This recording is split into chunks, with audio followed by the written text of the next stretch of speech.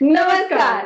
Kitchen queens मध्ये तुमच्या सगळ्यांचं खूप खूप स्वागत. मनीषा, काही ठिकाणं अशी आहेत ना, म्हणजे तू कोल्हापूर साईडला जा किंवा जळगाव मराठवाडा साईडला जा, तिथल्या लोकांना आहे ना मिरची कोणत्या ना कोणत्या फॉर्म मध्ये ताटात हवीच असते. म्हणजे ठेचा तर ठरलेलाच असतो, पण मिरचीपासून बनणारे अनेक नवनवीन पदार्थ ते शोधतात आणि रोजच्या जेवणात ते बनवतात. आणि काही लोक तर अशी आहेत ना की जी जेवतानी कचाकच अशा हिरव्या मिरच्या तोडून खातात. आणि त्याचं सगळ्यात मोठं उदाहरण म्हणजे ही अमृता. ही जेवतानी कचाकच हिरव्या मिरच्या तोडून खाते. अशी ही मिरचीवर अतिशय प्रेम करणारी आमची अमृता असाच एक मिरचीचा तोंडी लावायचा प्रकार आपल्याला आज दाखवणार आहे. पण अमृता, जर आपल्या स्टाईलनी सांगूयात का? हो, नक्की. खाताना जिभेला झोंबेलही, पण चवीला तितकीच भारी, आंबट गोड अशी मिरची लागेल एकदम भारी. चला तर मग ही आमची अमृताची फेवरेट मिरची करायला घेऊया घरच्या घरी.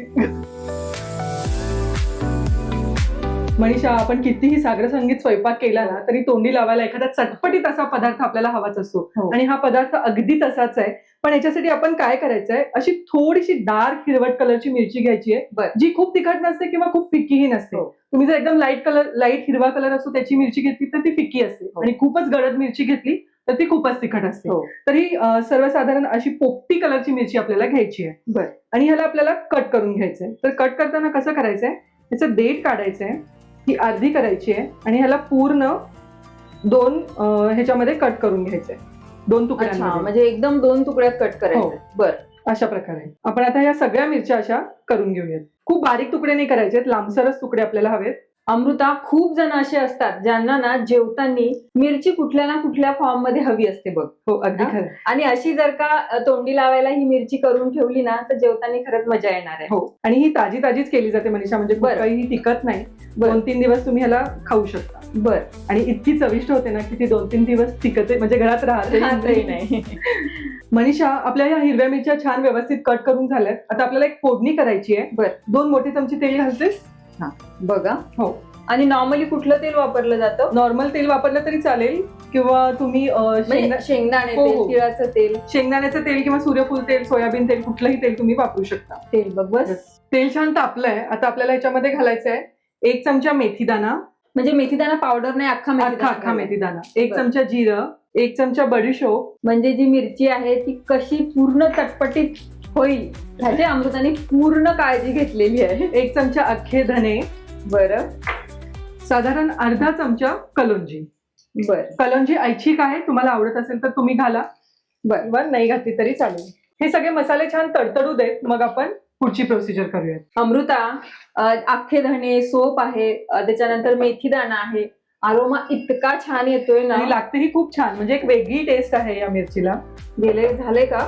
नाही, थोडंसं ब्राऊन व्हावं लागेल. मेथीदाणे जे आहेत ते थोडेसे डार्क लाल झाले ना की होऊन जाईल. धने भाजायला तसं काही जास्त वेळ लागत नाही. बरोबर आहे. बघ, मेथीदाण्यांचा कलर बदललाय. आता आपण ज्या या चिरलेल्या मिरच्या आहेत त्या ह्याच्यामध्ये टाकूया. या मिरच्या टाकल्यानंतर आपण ह्याला व्यवस्थित मिक्स करून घेऊया. म्हणजे छान मिरची भाजली गेली पाहिजे ना? खूप भाजायची नाहीये मिरची, एकदम मिक्स करून घ्यायचंय. आणि आपले अजून सुके मसाले ह्याच्यात जाणार आहेत तेही आपण ह्याच्यात घालून घ्यायचे. मिरची आपण पातळ चिरली आहे मनीषा, ती त्यामुळे पटकन शिजणार आहे. बरोबर, त्यामुळे खूप परतायची गरज नाहीये. अमृता, असाच ना एक मिरचीचा दही मिरची पण केली जाते. आमच्या विदर्भातनं छान तिळाचा कूट लावून दह्यासोबत मिरचीला फोडणी दिली जाते. ती पण एकदम भन्नाट लागते बघ. मी तुला हे सांगते ना, मिरची खाण्यासाठी बहाणा शोधायची गरज असते की कोणत्या वेगळ्या प्रकारे आपण आज मिरची बनवू शकतो. खरंच आहे. बघ, हे छान तेलामध्ये झालंय. आता आपण ह्याच्यामध्ये सुके मसाले टाकूयात. आपण ह्याच्यात टाकतोय पाव चमचा हळद, अर्धा चमचा गरम मसाला. अच्छा, म्हणजे गरम मसालाही जातो का? अर्धा चमचा काश्मीरी लाल मिरची रंगासाठी. अर्धा चमचा चाट मसाला, आणि अगदी पाव चमचा आमचूर पावडर. म्हणजे चटपटीतपणा अजून वाढेल. आणि चवीनुसार मीठ. हे छान आता सगळं मिक्स करून घ्यायचं. हे सुके मसाले तेलात व्यवस्थित छान परतले की मग आपण पुढची प्रोसिजर करूया. ह्याला एक 5 मिनिटं होऊ देत, आणि हे बारीक गॅसवरतीच आपल्याला करायचं. म्हणजे मिरची जी आहे ती तेलात छान मुरल्या जाईल. बरोबर. मग मनीषा, मिरची अगदी मऊ झाली आहे, शिजली आहे व्यवस्थित त्याच्यात. आता ह्याच्यामध्ये आपल्याला घालायचंय साधारण 1 चमचा गूळ, आणि हे व्यवस्थित मिक्स करून घ्यायचंय. अमृता, सगळे जे मसाले आहेत ना ते छान असे कोट झाले आहेत बघ मिरचीला, आणि मिरची त्या मसाल्यात मस्त मुरली आहे. गुळ अगदी आपण शेवटी घातलाय, कारण की गुळ वितळून त्याचा पाक जास्त तुम्ही जर शिजवलं तर ते पाकासारखं होतं.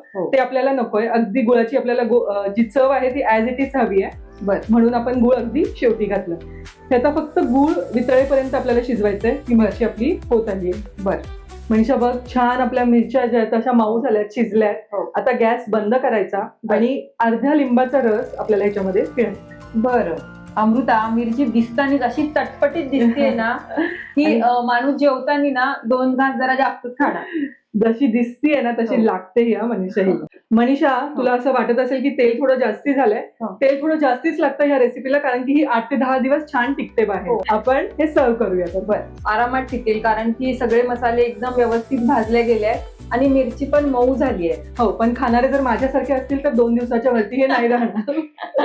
ही जी मिरची आहे ना, आंबट गोड मिरची, इतकी चटपटीत होते. तुम्ही जर एकदा केली ना, तुम्ही नेहमी नेहमी ही मिरची कराल. असे चटपटीत चमचमीत पदार्थ पाहण्यासाठी आमच्या चॅनलला लाईक, शेअर आणि सबस्क्राईब करायला विसरू नका आणि पाहत रहा किचन क्वीन.